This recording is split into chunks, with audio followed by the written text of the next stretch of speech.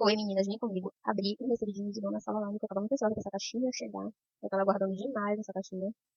E nós vamos começar nessa caixinha com o creme de penteaquiles de açaí. Eu tava louca pra testar esse creme de na cozinha roxa. E tem um cheiro maravilhoso de açaí. Eu era louca pra testar esse creme assim, desse jeitinho que eu vou testar. E eu era louca pra fazer isso com o creme. Realizei meu sonho, foi realizado. Agora a gente vem com o multi de chocolate. Ele é 3 em 1. Um cheirinho de chocolate maravilhoso. Na cozinha branca. E super consistente, né? Muito consistente. E também temos o multi de uva 3 em 1 também. E eu também tô louca pra testar. Com cheirinho de uva na cozinha branca e também super consistente. Muito consistente ele. Também temos os óleos de uva. Esse óleo, ele tem proteção térmica e até 48 horas de duração. Ele é tudo de bom. Também temos o de chocolate maravilhoso, né?